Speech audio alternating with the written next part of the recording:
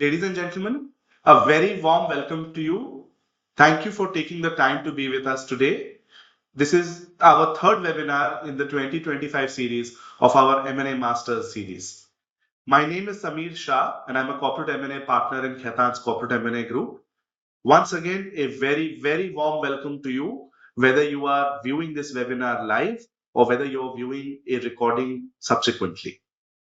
This entire series, which we call the M&A Masters, it was designed as a platform to provide sophisticated education and encourage a holistic discussion on contemporary M&A issues for experienced corporate executives, in-house legal teams, investment banks, intermediaries, and others participating or interested in M&A in India today. Our subject today is the M&A Outlook for 2025, that is for the financial year 25-26.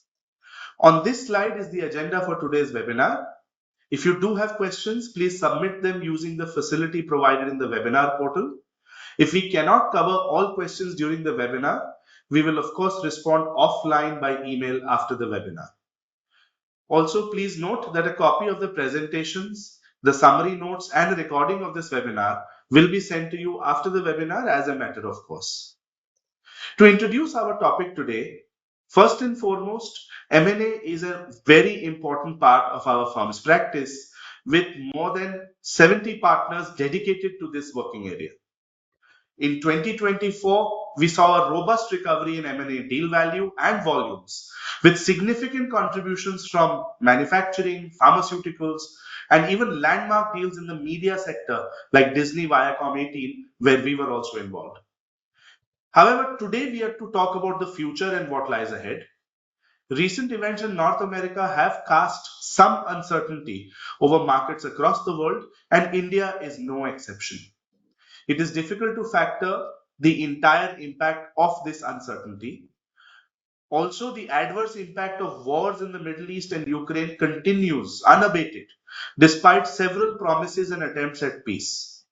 This therefore forms some part of the framework for our discussion today on the Indian M&A outlook, sectors, deal drivers, and potential trends for this fiscal year. While we clearly cannot ignore any of this, as a country we have strong economic momentum as well as serious interest both from local and foreign capital. I would like to introduce our panel today. Everybody who registered for this webinar should have received by email a summary of the presenters and their credentials. Suffice to say, they are all experts in the subject matter and qualified to express their views and opinions. And I must say, we are very lucky to have them. Our experts today are Raj Balakrishnan, the Vice Chairman of Global Corporate and Investment Banking India for the Bank of America. We have Alok Shah, Co-Head of India and Managing Director at Rothschild. We have Nisha Poddar, who's the Content Audit Head at Economic Times and Times of India, and my partner Shishir Whiteaden, who is a corporate M&A partner at Khaitan and Company. So let's bring in the panel now, and perhaps maybe we start first with you, Raj. To your understanding, what are the key macroeconomic factors that are likely to influence M&A activity in India during this fiscal year? Thanks, Samir, for having us, and thanks to the audience as well. Now, from an M&A activity perspective, very clearly I can think of three or four key macro factors which would influence activity. Firstly, the rate cycle. Over the last 3 or 4 years, we have seen a significant increase in rates around the world. And that rate cycle seems to be turning, especially in markets like India, where the RBI has started cutting rates. A decline in rates is always a positive for M&A activity. Of course, it remains to be seen what the impact of global geopolitical factors is. But at least at this point in time, we seem to be heading in the right direction. Secondly, public market valuations. In general, strong public markets are a positive for M&A activity.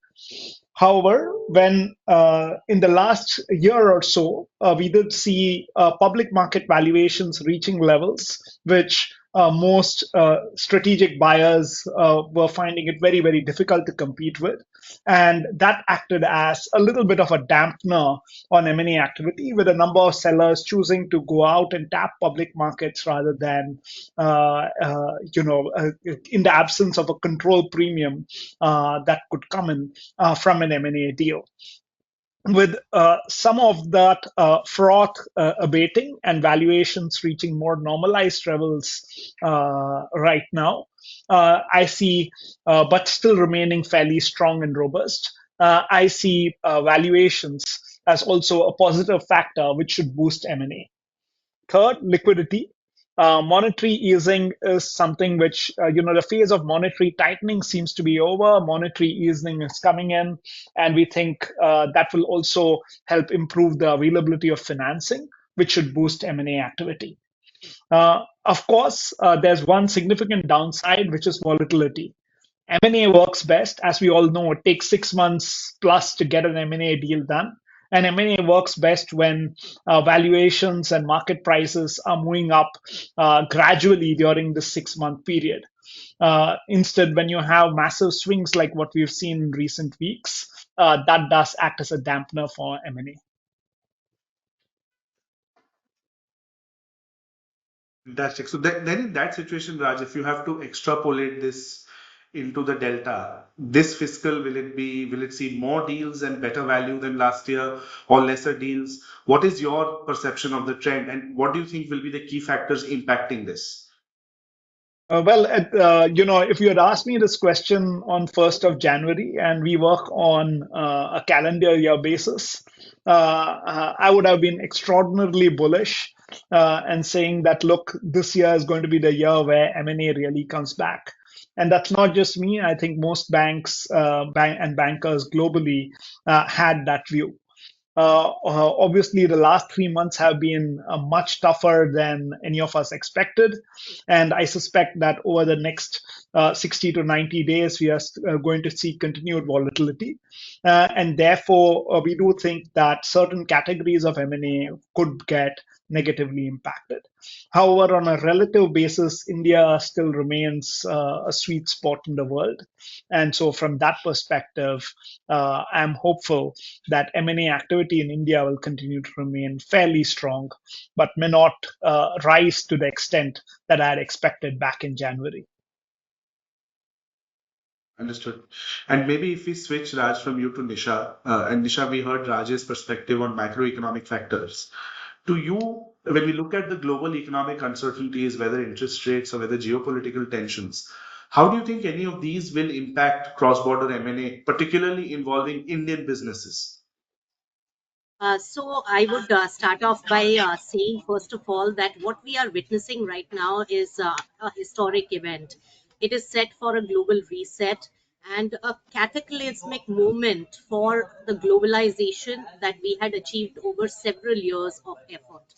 But obviously, India stands to be in a better position. We will know after the 90 days pause where the negotiations stand. So, this uncertainty has put the deal makers on a standstill all across. In fact, businesses are also waiting and watching to see where they land after the dust settles. Uncertainty is one of the biggest problems for any deal making. If things are sorted, things are certain, tax, valuations, policies, everything put together, then deal making becomes even more certain. But on the other hand, there is also opportunity in every change, and this is a very big reset that is happening globally. The two sectors that I found to be no go areas for investors right now is IT as well as pharma. Now, even though there is no tariff that has been announced for India as of today, and most of the targets have been put only on China right now. But remember that China is a very big trading partner and a very big manufacturer and a low cost manufacturer. Now, India really gains globally because of low cost of manufacturing, where it competes with China in many of the sectors. like especially pharma. So there is going to be some collateral damage of even the darts that are thrown towards China, where India will have to protect itself and also remodel our own business models, and also take certain steps, like one that I hear from most of the people and the companies is the supply chain changes, where go shopping across the world and even buy out some of the resources which are becoming otherwise expensive or scarce in a new world order. So I would say that the big global companies, after the dust settles, could be really swiftly looking at acquiring some of these raw material sources, and that could be one global M&A play that can really take place. But of course, it's too early right now.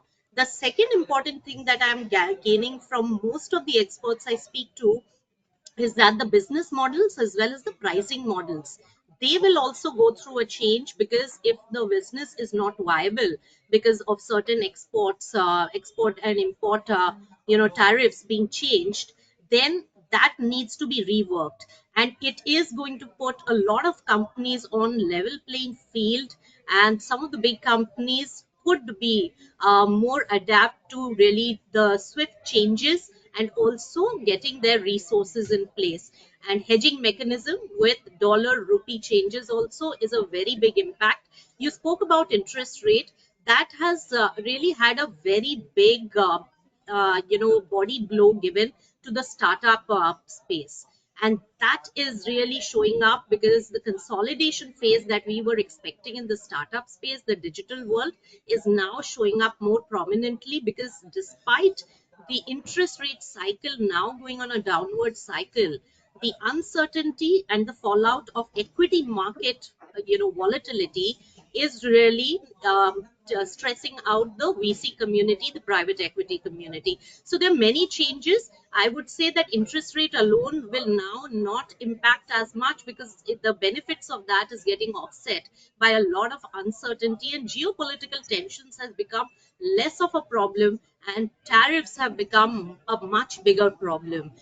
So it would lead to more protectionism, and I would say that the companies with deep pockets would try to really get their supply chain in order, and that's where the whole reset can really take place and also lead to many deals.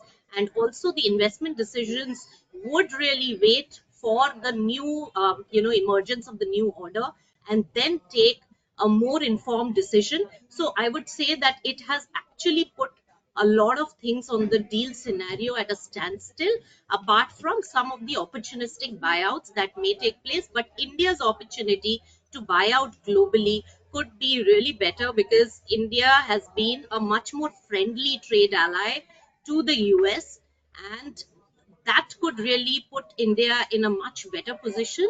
So, all across, I see positivity, but also very swift action to really get ahead while disruption is taking place is something which will keep all of us busy over the next several months, and it may take a long time for everything to settle down. So that is the uncertainty that we are facing right now.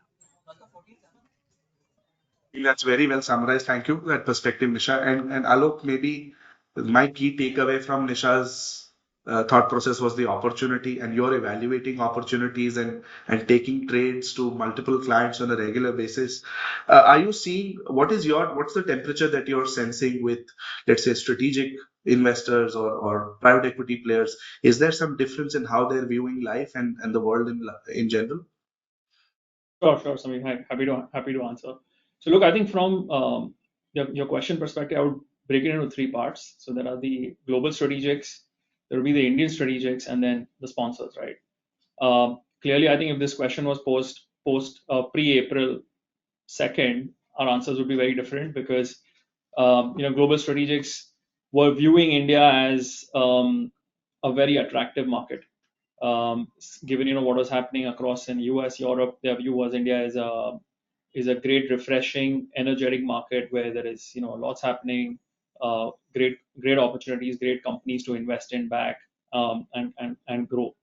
Obviously, currently there's a lot of volatility, and I think the volatility never helps when it comes to M&As. So I think from a global strategic perspective, I think it'll be a wait and watch for at least the short term to see where they should be, which moves they should be making, and how they should be looking at the Indian market from acquisitions perspective. Some of the core areas for themselves, I think there we'll see acquisitions take place. I would put sectors like infrastructure, for example, uh, pretty much unaffected with what's happening in the world from an India point of view. Global infrastructure strategics would be very keen to continue investing in India, acquiring, let's say, some portfolios. Other sectors which are more oriented towards global, for example, technology, services, etc., would probably see some kind of a pause to see how things are settling. So I think global, once things settle into place, we'll see more activity come back into the market. But clearly, I think where global strategics also struggle a bit with India is valuations of Indian companies in comparison to the valuations at which they themselves are trading in their own markets, right? So the growth from India needs to then justify the valuation, and that's when we'll see some more of the global M&A take place. When I look at Indian strategics, I think they'll continue to be active, and our conversations with them, even on situations that we are on sell side, they continue to evaluate opportunities, and they're quite bullish, right? So I think from Indian strategics perspective across sectors, and especially if it's a consumption oriented business in India, I think there is a lot of interest. So I think that will continue to play out. Sponsors, when it comes to that, look, I think across the board, we've seen sponsors raise larger pools of capital, and allocation for India within those pools of capital has also gone up significantly, especially after this whole geopolitical issue between, let's say, US and China. Allocations for India vis-a-vis China have significantly increased. We've seen the Asia funds of some of these larger global funds. It used to be 60% China in the past, 20% India, 20% rest of Asia. Now it's completely flipped. It's almost 60% India, 20% rest of Asia, some allocation to Japan, which is also increasing, and China has become really a small proportion of their investment. So with that, I think we are seeing a lot more of sponsor activity. We would expect that to continue in the Indian market, and also I think the maturity of the strategies that they're offering in the market, right? So it's no longer a growth market for them. There is growth, there is buyout, there is climate, there is impact, there are structured credit options. So the whole bouquet of strategies are in place. So we'll see a lot of deals happening across these strategies going forward. I think key is, of course, some sectors which may get impacted with the volatility right now and the tariff impact, which is uncertain. So those sectors probably may not see as much of private equity or sponsor activity as well. But some of the other, let's say, India consumption story related sectors will continue to see activity. So I think that's how at least we are hearing from our clients across these three, segments of strategics and sponsors. I think very interesting points that you made clearly about India's allocations with sponsors going up, certain Yeah. sectors being completely devoid of this, and global strategics being a little damp in their sentiment. So maybe if I have to then think about it, Raj, if I bring you in, do you believe that then financial sponsors will continue to dominate the Indian M&A landscape in this fiscal year? Would that be the trend that we are looking towards? Raj, I you're think probably on the muted. buy side, definitely yes. I fully echo what Alok just said, right? Sponsors have raised large funds. Of course, dry powder, as we call it, is down compared to the peaks that we saw in late 2023. So it's not as much as it was. But I think that is more than offset by the increase in India allocation in the Asia funds. And the fact that even funds which are global and location agnostic are all seeing India as an extremely attractive destination where you can make very, very strong returns. So from that perspective, very clearly expect to see a lot of sponsor activity. Foreign strategics, I think finding it much tougher to buy into India, given the multiple premium that India trades at. And given that a number of them tend to evaluate assets with certain financial metrics which become very, very difficult for Indian acquisitions to meet. So, in fact, I would expect to see foreign strategics more on the sell side, where if they have a non-core operation in India, they can get a very rich valuation for it. They might look at selling that asset to a sponsor, or for that matter, to an Indian strategic. And of course, they're also going to look at capital market opportunities. Indian strategics continue to remain active, but I think they are being, highly strategic about what they go after. So it's not that people are going after trophy assets of any kind. What people are saying is that, look, if this business fits in well, there's a strong synergy, then I will do that trade. And in that case, they are willing to pay up, uh, at least for domestic assets. But it's not that they're willing to get into a bidding war against someone else who's willing to give a higher value. Fantastic. So, Raj, you spoke about the local strategics. Alok spoke about it quite interestingly. So, just in terms of opportunities for them, a lot of our clients, the domestic strategics, have always looked at international expansion, going to other shores. Um, to what extent, Alok, do you expect that to be a driver for, let's say, outbound M&A by Indian companies? So I think the Indian strategics now have become quite focused in their approach and strategy towards global M&As. Gone are the years when they used to go out for global expansion for entering those markets and having a larger presence there. I think the last few years we've seen there, and even our current conversations with Indian strategics has been very focused towards enhancing their capabilities. So if there is a gap in their capability set which they want to acquire, then they will go out and acquire that technology or that capability and bring it back again from an Indian market perspective on how they want to use that with their offerings in India. So we've seen that play out across, let's say, some sectors. For example, now auto components. Back in the day, people used to just go out for global expansion. That's completely slowed down or stopped. Focus has now become more on, for example, in the EV space, there have been a few acquisitions which took place in Europe by Indian strategics just to improve their technologies on electric mobility. And those technologies have now been incorporated into their in India operations and the products that they're offering in the Indian market. So I think what we'll expect now will be more of this, and especially in the current environment where the world is looking more and more inward. Um, Expectation from Indian strategics would be to just go after, let's say, specific such capability improvements, enhancements, and make those acquisitions. And at the same time, I think there are some bolt-on acquisitions which may happen. So especially, I think the sponsors who own portfolio companies, they are the ones who are actually making bolt-on acquisitions globally to add to the growth, because they are looking at this portfolio company with a finite time horizon of, let's say, 5 years or so, and with the domestic organic growth, they would prefer to enhance that with some inorganic growth as well. So I think you may see some of those where portfolio companies owned by sponsors may go out and acquire some do some bolt-on acquisitions to quicken the process or the pace of growth that they would want to see in those companies. Understood.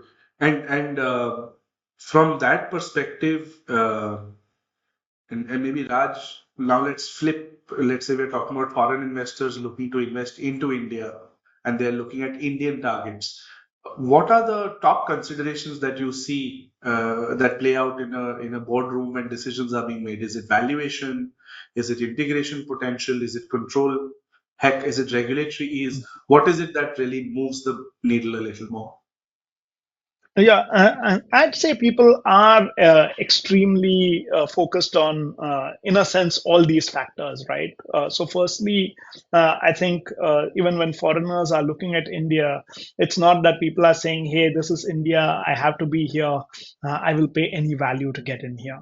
So I think people are being highly strategic. They're looking at, how does this fit in with my existing businesses? How does this fit in with my existing operations? What can I do with this asset?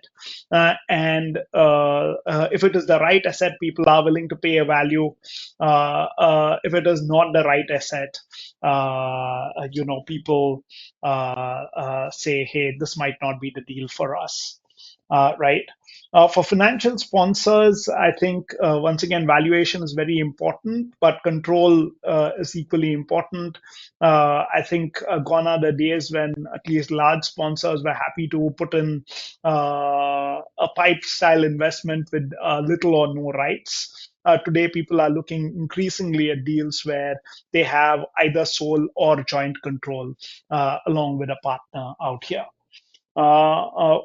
Regulatory ease is always important, and we can see that, by and large, at least when I look at clients that I work with, most of them tend to focus on deals which, for example, do not attract a takeover code, trying to see, okay, can we do a carve out? Can we have a slump sale? Can we acquire an unlisted business out here? Uh, the willingness to deal with listed situations from a strategic perspective has gone down. Sponsors, of course, continue to remain very open to listed situations as well.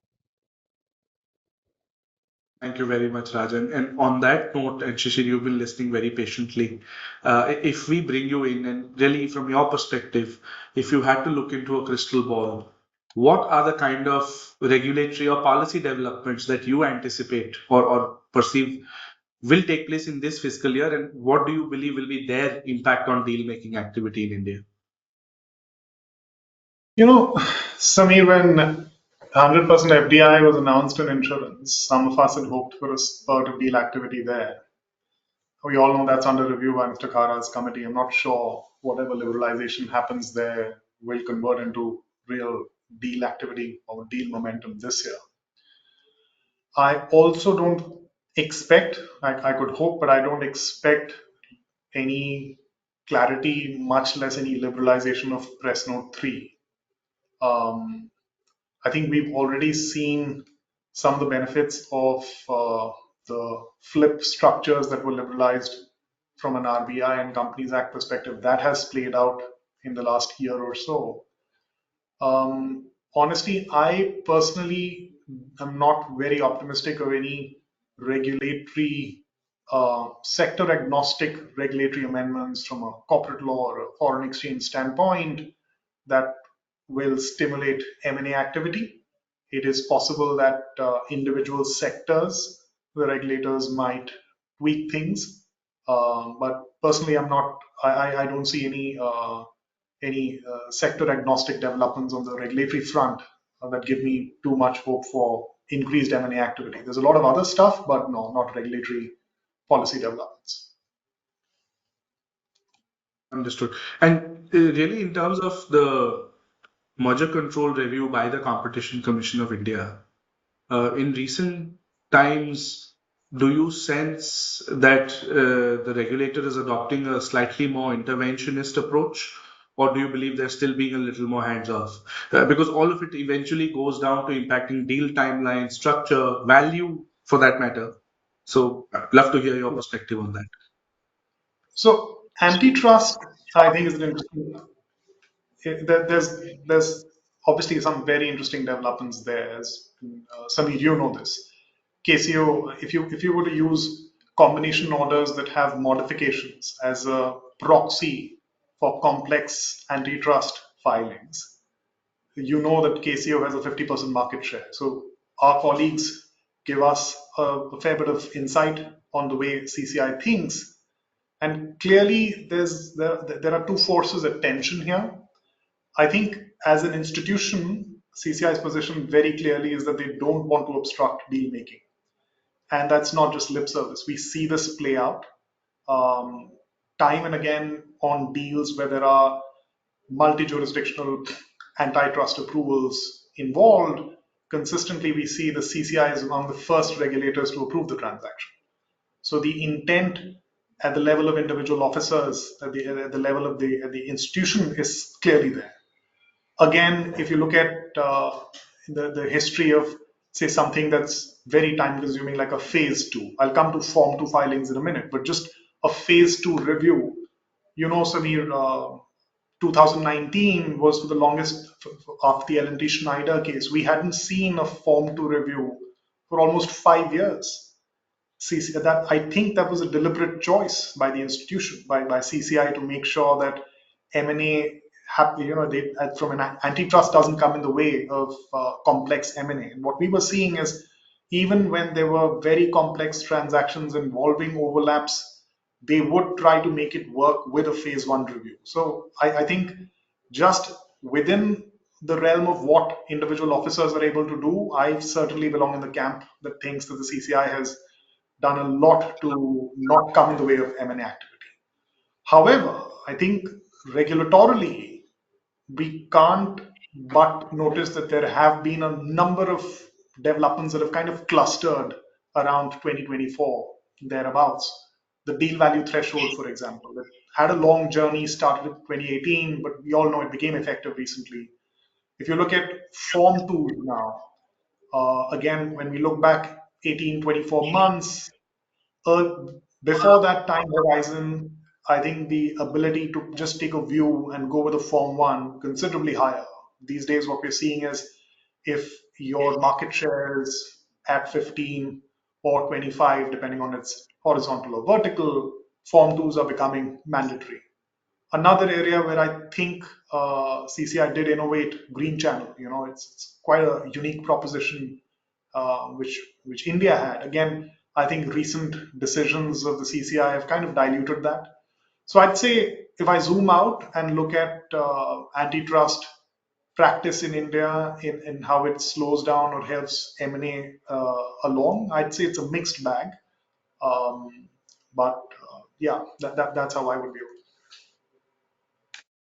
I think you've summarized it very well, and their proactive approach, even in PFC, we see how they're willing to partner with you, give you a very patient hearing, a very patient ear, understand even the most complex transactions. So I fully concur.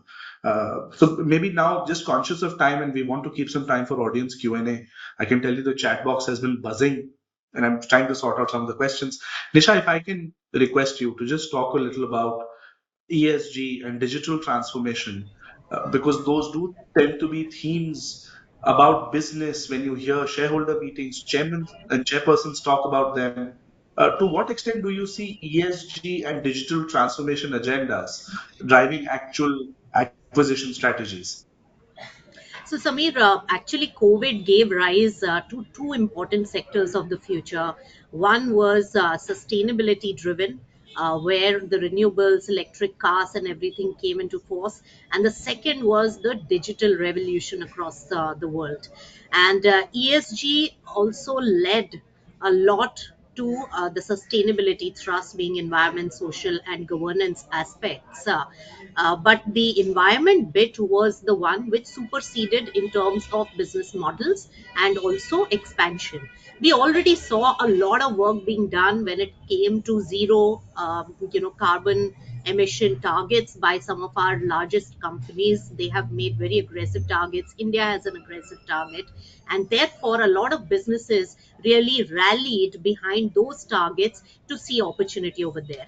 Now the big boys have already entered and made their acquisition and beefed up their portfolio, like Reliance, and Adani also is in this space. So the big boys are going to make that consolidation thrust going forward as well. So this sector always remains like a sector which could be a sector of choice for the big boys as well, who have already invested in this particular space. Apart from that, many new companies also emerged when it comes to the renewable energy, and a lot of them are IPO driven. I hear a lot of investments have happened, and I hear a lot of IPOs are also lined up, but that is really based on the volatility in the market. Second, valuation, I I hear from most of the investors that valuation is something, the ask price is too high when it comes to the renewable energy and energy transition space, because it's just so attractive and has a long term value proposition, and therefore that is a little bit of a disconnect when it comes to the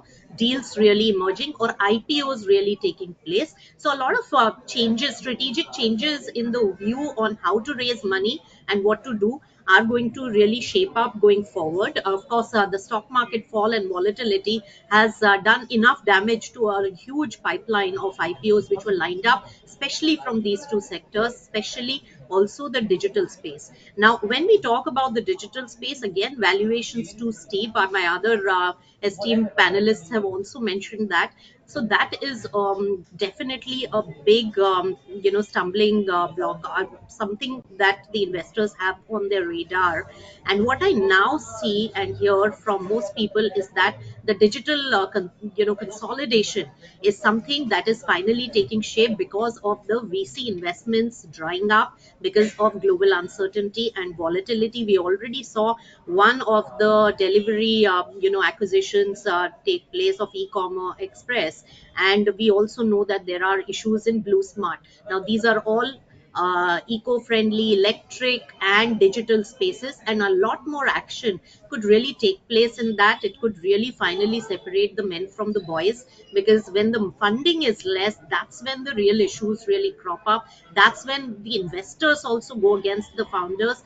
Otherwise, in good times, in good fundraise, we don't hear any complaints of either governance from any of the companies. And we know that in the digital space, even though it's a new age space, I must make a mention that the governance standards have been highlighted in many of the companies, even though they were from Gen Z, and also in the new setup when ESG was ranking so high, and our equity markets also support and premiumize now governance standards. So that's one very big aspect that probably the digital space will work on. And of course, our iBanker friends and private equity and VC are really helping them in two things: governance as well as better communication in the market also, because there again their governance standards in terms of giving out information ahead of stock exchange notification, or not giving out the right information even at the time of IPO, all those have really gone through a very big change and improvement,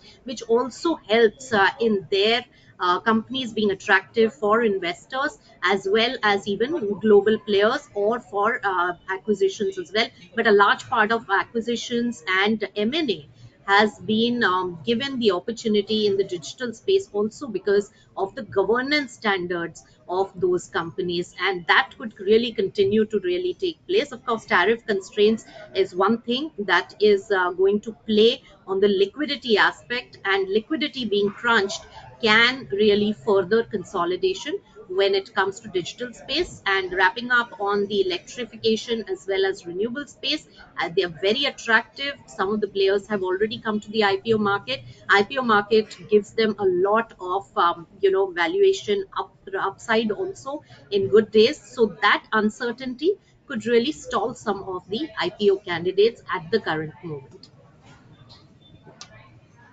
Great. Thank you very much, Nisha. And um, with that, we come to the end of the panel discussion. Thank you to all our panelists. And we'd like to switch very quickly to audience Q&A.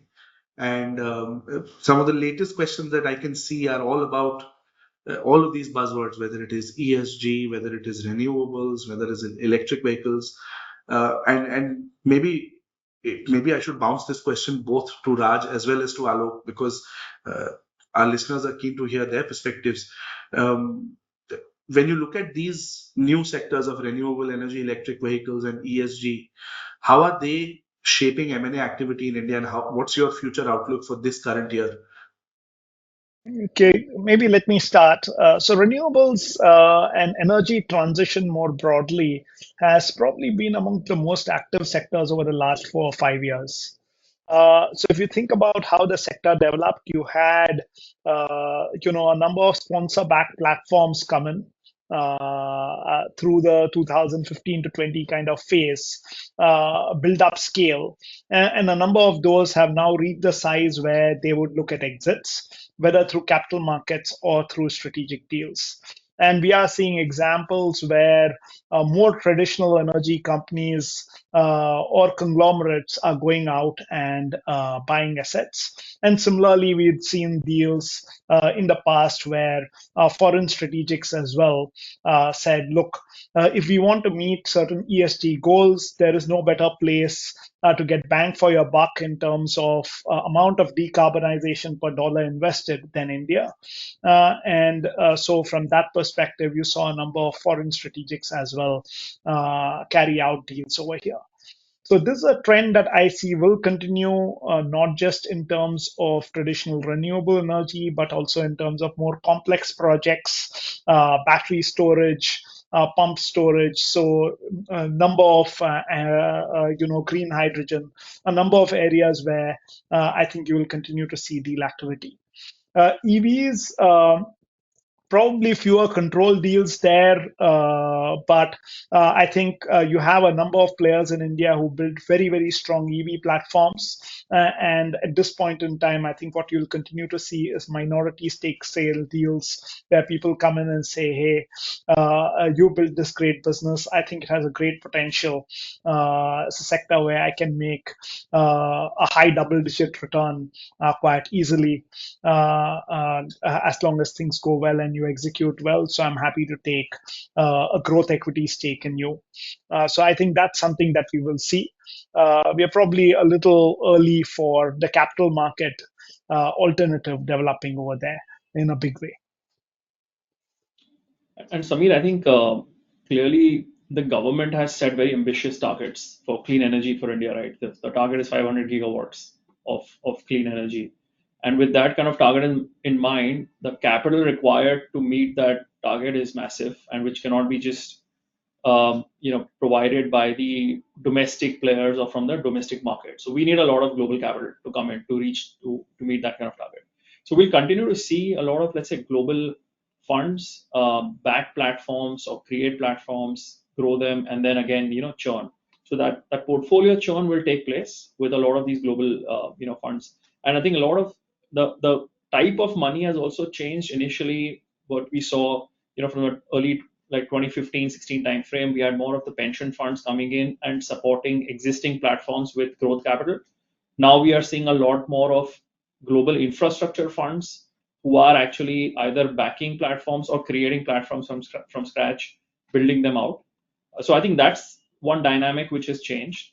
And two, we are seeing a lot more of Asian strategics being very keen on growing their presence in India in this clean energy space, while the European strategics have decided that maybe they need to, rebalance their portfolio, or they need to de-lever their global balance sheet, and hence sell down some of their, assets in markets like India. So I think that's the other trend that we are seeing, that amongst the global strategics in the clean energy space, Indian and Asian strategics continue to invest more or to grow their businesses here, while the European ones are actually churning their portfolio. And I think on the clean energy, the energy transition side, it's become more of a early stage play with more VC capital or climate or impact funds investing in that in that category of kind of companies. But at the same time, we are also seeing a lot of family offices, both from India and also globally, Asia, Middle East, Europe, who are investing in this space, the energy transition space in India. So that's the other trend that we are seeing. Understood. And maybe I can bring Nisha back. There's a question on this entire furore about DEI and diversity, equity, and inclusion. Nisha, to your understanding, to what extent do you see the progress in DEI in India? And do you believe this is today less or more important in the M&A landscape? And how does that position change in the near future? In the M&A landscape, if you see the number of deal makers and the kind of diversity, ratio that is there, that itself should prove a lot. And for several years, we have also worked towards, private equity also, which is known as the Boys Club, to also induct more women when it comes to this particular sector. Now, a lot of private equity firms have started having a sort of unsaid quota for diversity, for getting more women. But unfortunately, a lot of women have not been given that opportunity earlier. So now it's only at the lowest level, and there are very few senior talent in the women, from the women side, which are available when it comes to the investment side. In fact, a lot of private equity friends do share that we are looking for more women to hire, but we are not getting any. I would say that lateral hiring, where investment is a much more diverse and a much more a different kind of a profession, a lateral hiring from many other professions can also take place. This would be my one suggestion, which a lot of people talk about, but nobody really does. I'm sure that we will, in due course of time, we are going to see that trend also. When it comes to businesses, well, board positions, we saw that how the companies try to bluff the whole woman's position by getting their mothers, sisters, daughters, and wives also on the board. So it just shows the lacuna, the gap that we have of women, not in the workforce as much, because a lot of women will need to be the breadwinners also for their families. So not in the workforce as much, but in leadership positions where they have not been given the opportunity. That is being given. Things are way better now. I have been in a room full of only men several times during my profession, and especially when I started. Now things are very different, but I would say that the opportunity given at a much higher level, where your talent and acumen doesn't matter much, but joining a nexus and political group in the organization is much more important. That's where the women still are taking a backseat. And one more point, with Trump coming in the US, a lot of women were getting undue advantage also of the DEI thrust in the US, where a lot of global companies used to have, were very racist in also putting colored women on top, just to project their their DEI as well as their sustainability PR mechanism. So with Trump coming in, DEI has taken a very big body blow in the US, and since that particular narrative will flow into India, that may loosen its sheen. But in India, we need it much more than in the US, where the opportunities are much more. Things are much more equitable and equal for women than we have in India. So I see a lot of talented women. They struggle doubly more than their male counterparts, and hopefully this will get better. But we have to keep on with the DEI thrust to some extent, is all I would say. Even though globally, sustainability as well as DEI both have got a body blow with Trump's narrative, new narrative in the US, and a lot of narrative flows in from the US. We tend to ape a lot of things that the other global companies are doing across the world. So we need it more over here in India. It has, to your point, it has largely improved, but a lot more needs to be done. And I would not just put this on men. A lot of times, women, when they reach the leadership position, they don't make things easier for other women also to cross over. So the onus also lies on the women leaders to also give that support, and not let other women go through the same rigmarole and same struggle which they went through. Make it easier, understand much better, and incorporate them in the workforce, because the workforce getting rid of women who have been trained more than 5 years is a very big loss to the economy. Understood. No, I think that's a very, very astute observation, Nisha. And speaking of challenges, there were multiple questions on, let's say, how legal teams can assist clients in achieving these objectives. Particularly, the one aspect we've not necessarily covered in the webinar is on due diligence. And there's a very interesting question that compliance emanates from culture. And in the current environment, how do you combat challenges that legal teams face in due diligence and compliance. So, Shishir, maybe you would like to take that. Yeah, sure, Samir. So, certainly from an M&A perspective, I don't know that I'm seeing any great change in the sort of uh, diligence that used to happen.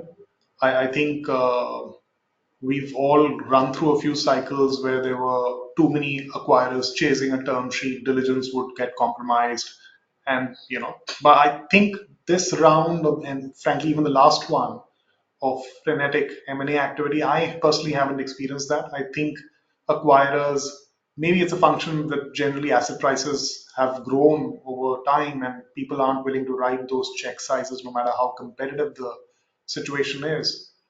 Maybe it's also a function generally that uh, audit quality has improved. We've seen a lot of enforcement actions, a lot of high-profile enforcement actions over the years. So but that's certainly from my personal standpoint. I don't think fundamentally I'm seeing M&A diligence becoming qualitatively, very different. What I do think from a legal compliance perspective for M&A is certainly in the last year, I think a lot of folks have spoken about volatility.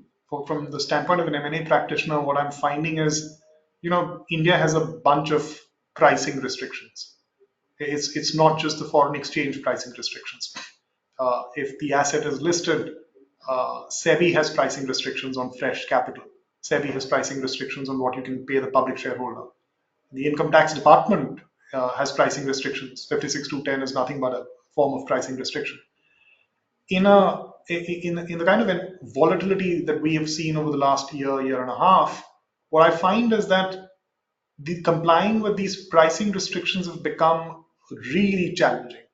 So if I could just pick one trend from a legal regulatory perspective that is time and again dampened deal activity, I'd say these various pricing restrictions are just, the 90-day, 10-day VWAP is just too slow to keep up with the dynamics of deal negotiations.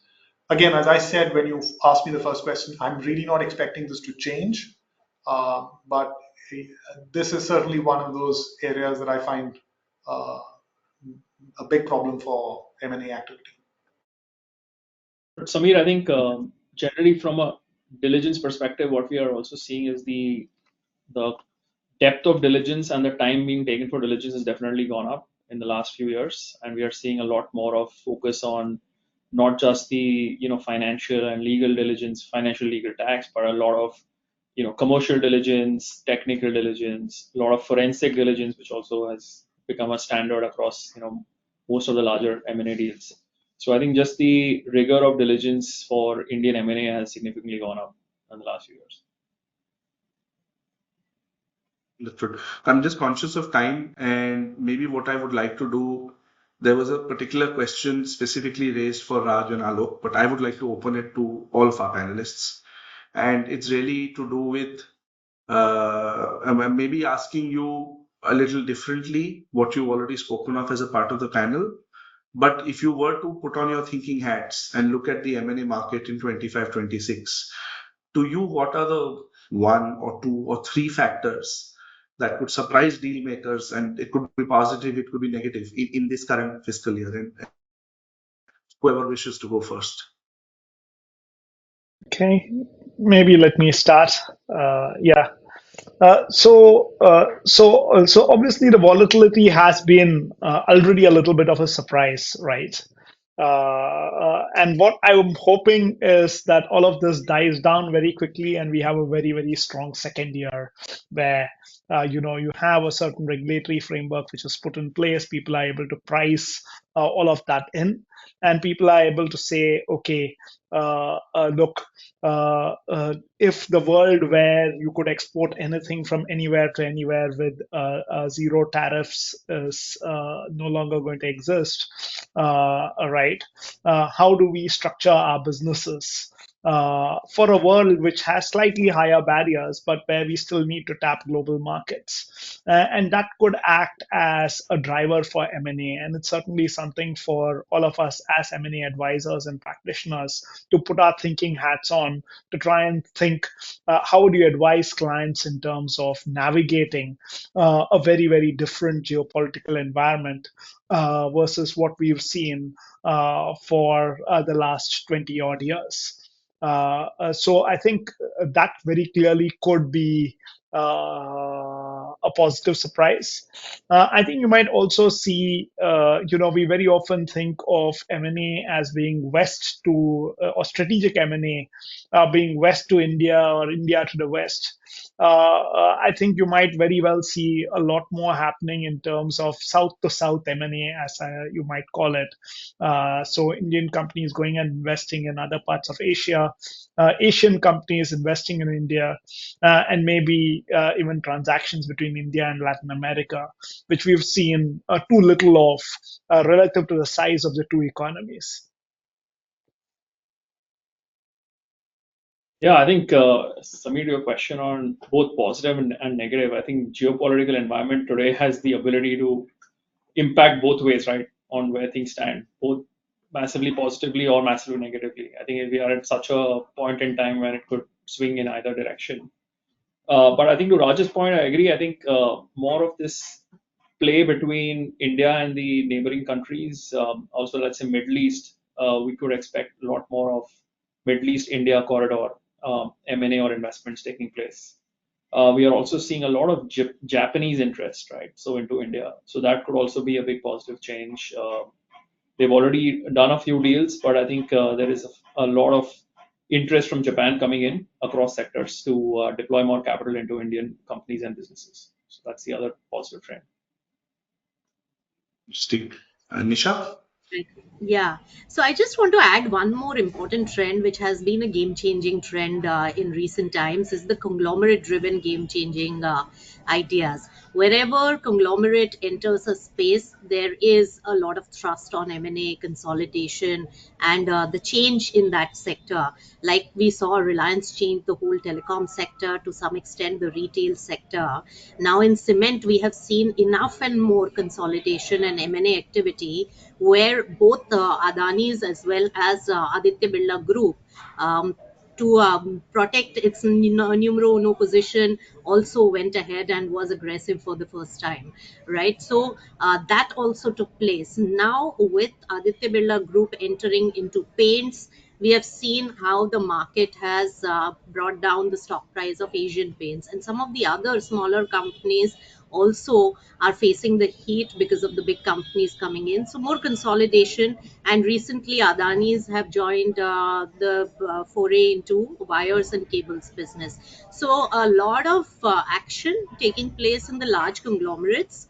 A lot of things have been done by Reliance. They have closed one chapter of the new businesses. Surprisingly, Birla Group entered into it, looking more, bracing up more for the competition which is there in the market also, and to protect its position in the cement space. And also now Adani has been always active, always aggressive, looking at consolidation for growing its businesses and getting into one more area. So this led M&A game as much more interesting and also very solid with deep pocketed players. So that needs to be constantly on the radar. For me at least, I look at that very closely. Thank you, Nisha. And Shishir, if we were to give you the last word. So, Samir, certainly one thing I worry about is um, if if the whole uncertainty that's coming from North America, we're all hoping that one way or the other it'll bottom out. But I just worry about a kind of a long COVID on that one, where every 2 months, there is some people step in, talk sense into the decision makers, and then another 3 months or bilateral negotiations are not going well. I just feel that has the potential to end up costing us the whole year. I certainly hope it doesn't happen, but if I was to, it certainly worries me a little bit. Sure. And we obviously don't want to reset the M&A quarantine every time something else comes up. Great. I'm sorry we've spilled over. I thought it was a very engaging discussion. But if I have to put my hand on my heart and say what were my three key takeaways, I think all of my panelists are very bullish on India as a country. Some sectors will take a dip, but there are others that probably will remain not as buoyant, but somewhere in the middle. And the only way to look is up. Hopefully, the year progresses in the right direction. And there's of course a lot of um, domestic as well as global geopolitical risk people need to factor in, but uh, deal makers are thoughtful professionals, and I'm sure they will factor all of this into how they arrive at a good deal for both sides. So I guess with that, before closing, I would like to ask each one of our participants to respond to a poll. The slide should be on your screen any moment now. This will help us collect some feedback on today's webinar, and we take this very seriously as a part of our continuous improvement program. Um, We will also send a feedback form after the webinar. We'll request all of our participants to provide us some feedback by way of comments, criticism, anything and everything is welcome.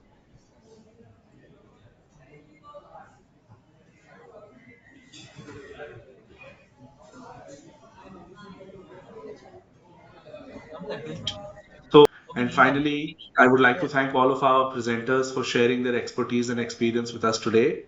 You were all simply outstanding. Thank you so very much. And many, many thanks to our audience for their attention, their questions. And we hope they found the webinar to be an interesting and worthwhile investment of their time. As always, we have enjoyed bringing this to you for your attention.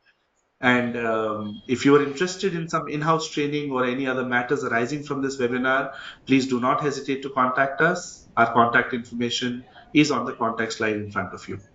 So with that, thank you for your attendance today, and we look forward to being with you again at a future M&A Masters webinar. Thank you so much, Samir. Yeah, thanks, Samir.